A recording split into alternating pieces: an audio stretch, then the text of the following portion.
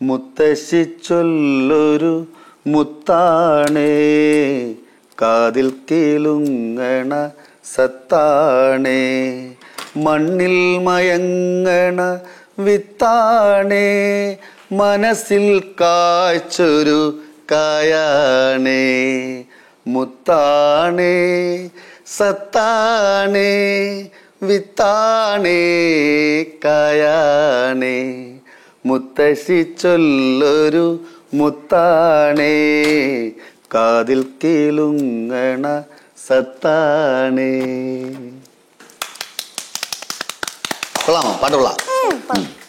അച്ഛാ, മുത്തശ്ശി ചൊല്ലു മാത്രല്ലല്ലോ, മുത്തശ്ശി കഥകള് മുത്തല്ലേ? പിന്നെ പഴയ ചൊല്ലുകളെല്ലാം കഥകളല്ലേ? കഥകളെല്ലാം മുത്തുകളുമാണ്. അച്ഛാ, നമുക്ക് കഥ പറഞ്ഞു കളിക്കാം. പണ്ടൊക്കെ അച്ഛൻ എത്ര കഥ പറഞ്ഞു തരും. പക്ഷെ ഇപ്പോഴൊക്കെയാണെങ്കിൽ അച്ഛൻ വഴക്കുണ്ടാക്കാൻ മാത്രമേ ഉള്ളൂ അച്ഛന് സമയം. വഴക്കുണ്ടാക്കാനാ? അച്ഛനാ? എടാ, അച്ഛൻ വഴക്കൊന്നും ഉണ്ടാക്കൂല. പിന്നെ അമ്മയും കുട്ടുമാമനായിട്ട് വഴക്കുണ്ടാക്കണതേ അതൊരു വഴക്കൊന്നുമല്ല, അത് സ്നേഹത്തിൽ നിന്നുണ്ടാവണ ചെറിയ പരിഭവങ്ങൾ, അത്രേ ഉള്ളൂ. അതൊന്നും നിങ്ങൾക്ക് ഇപ്പൊ പറഞ്ഞാൽ മനസ്സിലാവൂല. അച്ഛാ, എന്തായാലും അമ്മ പടലും വീട്ടിലാ, മാമന്റെ കൂടെ വരുള്ളൂ. അങ്ങനെയാണെങ്കിൽ നമുക്കിന്ന് കഥ പറഞ്ഞ് ഇവിടെ നല്ല സുഖമായിട്ട് ഇങ്ങോട്ട് ഇരുന്നാലോ? മക്കൾക്ക് കഥയൊക്കെ ഭയങ്കര ഇഷ്ടമാണ്. പിന്നല്ലാതെ. ഭാഗ്യം. ഈ കമ്പ്യൂട്ടറിന്റെ ഇന്റർനെറ്റിന്റെ ഒക്കെ യുഗത്തിലെ നിങ്ങൾക്ക് കഥയേക്കാൻ താല്പര്യം ഉണ്ടെന്ന് പറഞ്ഞാൽ മഹാഭാഗ്യം. അച്ഛനാദ്യം അച്ഛന്റെ ഇലക്ട്രോണിക്സ് ലോകത്തിൽ നിന്ന് ഇറങ്ങി വാ. അച്ഛൻ എപ്പോഴും പറയാറില്ലേ, മരത്തിന്റെ തണലിലിരുന്ന് മണ്ണി ചവിട്ടി നിൽക്കും മക്കളേന്ന്. നമുക്ക് പുറത്തു പോവാം. അച്ഛാ, ഞാനും വരട്ടെ. വന്നോ, പക്ഷെ ഈ കുന്ത്രാണ്ടം കൊണ്ട് വരരുത് കേട്ടല്ല. ഇതെങ്ങാനും കൊണ്ട് വന്നാ ഇതെടുത്ത് ഞാൻ അപ്പുറത്തെ പാറമട കൊണ്ട് കളയും. മനുഷ്യന്മാരെ ചീത്തയാക്കാനായിട്ടുള്ള സാധനം. അച്ഛനെ പറയുന്ന നോക്കച്ചാ. എന്റെ പൊന്നു ചേച്ചി അല്ല നിങ്ങള് പറഞ്ഞേ, ഫോണിനെ പറ്റിയാണ് പറഞ്ഞേ. അപ്പുറത്തെടുത്ത് കളയുമെന്ന് വെച്ച്. എന്നാ പാപ്പുവാ മുത്തശ്ശി മുമ്പ് നടക്ക്. മക്കളുടെ ക്യാഷ് മുമ്പ് കഥ പറയുമ്പോ കിടന്ന് ബഹളം ഉണ്ടാക്കിയാണല്ല അടിഞ്ഞ് വിളിച്ചകളെ ഞാൻ. ശരി അച്ഛല്ല മുത്തശ്ശി. ശരി മുത്തശ്ശി. മുത്തശ്ശല്ല അച്ഛൻ. ഒന്ന് പോവാച്ചാ.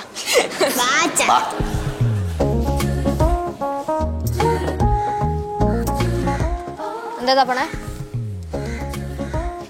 ഉണ്ട്. അച്ഛാ, കഥ പറഞ്ഞോ? ഒരിടത്തൊരിടത്ത് പണ്ട് വളരെ പണ്ട് ഒരു രാജകുമാരൻ ഉണ്ടായിരുന്നു. ഇങ്ങനെയാണ് പല നാടോടി കഥകളും തുടങ്ങണം. എങ്ങനെ? ഒരിടത്തൊരിടത്ത് പണ്ട് വളരെ പണ്ട് ഒരു രാജകുമാരൻ ഉണ്ടായിരുന്നു.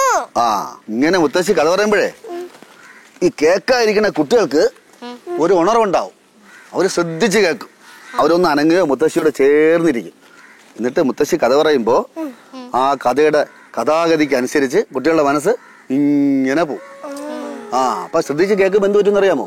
ആകാംക്ഷയോടെ കേൾക്കുമ്പോ അവർ ചോദിക്കും, പിന്നീട് എന്ത് പറ്റി, പിന്നെന്തുണ്ടായി, അങ്ങനെ ചോദിക്കണം. അതാണ് കഥയുടെ ശക്തി. നിങ്ങളെ ഇതൊക്കെ എടുത്താണ് ഇത് വയ്ക്കണേ. ഇതൊക്കെ അച്ഛൻ തൊപ്പി വെക്കണല്ലേ? പിന്നെ അച്ഛല്ലേ രാജാവ്. ഇത് വെച്ചോ. ഇതാണ് വൽക്കല. ഇങ്ങനെ വൽക്കല. ഇത് അച്ഛൻ ഇട്ട്, ഇത് അച്ഛന്റെ സൈസിന്റെ. നമ്മള് കഥ പറയുമ്പോഴ് നമ്മളൊക്കെ ഒരുപാട് കഥകൾ അറിയല്ലേ, പക്ഷെ എന്നാലും നമ്മൾ ആദ്യ കാവ്യമായ രാമായണത്തെ പറ്റി പറയണം. അറിയാമോ? രാമായണം കേട്ടിട്ടില്ലേ? രാമായണത്തെ പറ്റി കേട്ടിട്ടില്ലേ? അത് ത്രിമൂർത്തികൾ ഒരാളായ ആരൊക്കെയാണ് ത്രിമൂർത്തികൾ? ആരൊക്കെയാണ്? വിഷ്ണുവിന്റെ അവതാരമാണ് ആര്? ശ്രീരാമൻ. ത്രേതായുഗത്തില് മനുഷ്യനായിട്ട് അവതരിച്ച് അങ്ങോട്ട് നീക്കവേ. എന്നിട്ട് എന്തിനാണ് അവതരിച്ചെന്ന് അറിയാമോ? രാക്ഷസ രാജാവായ രാവണനെ നിഗ്രഹിക്കാൻ. രാവണൻ എന്താണ് ചെയ്തത്? രാമന്റെ ഭാര്യ വൈഫായിട്ടുള്ള സീതയെ മോഷ്ടിച്ചു. അങ്ങനെ രാമൻ കടൽ കടന്ന് രാവണനെ നിഗ്രഹിച്ചു. അതാണ് കഥ. അതിനോട് നമ്മുടെ ഹനുമാനും കൂടെ പോയില്ലേ? ഹനുമാന്റെ കഥയൊക്കെ പറഞ്ഞ് കുറെ ഉണ്ട്, കുറെ നമ്മൾ പറഞ്ഞുകൊണ്ടിരിക്കും കേട്ടോ. നിങ്ങൾക്ക് ചെറുതായിട്ട് രാമായണത്തിന്റെ കഥ പറഞ്ഞു തരല്ലേ? പറഞ്ഞു കിട്ടിയത് സീതയെ വീണ്ടെടുത്തു. എന്നിട്ട് ഏറെക്കാലം രാജ്യം ഭരിച്ചു. അവസാനം ശ്രീരാമൻ എന്ത് ചെയ്തു? വൈകുണ്ഠത്തില് പ്രാപിച്ചു. ഇങ്ങനെയാണ് അനന്തശയനം. എങ്ങനെ? ഇങ്ങനെ പ്രാപിച്ചു. പിന്നെ രാമായണ കൃതി എങ്ങനെയാണ് എഴുതപ്പെട്ടെന്ന് അറിയാമോ? അറിയണം. അറിഞ്ഞാ Yeah.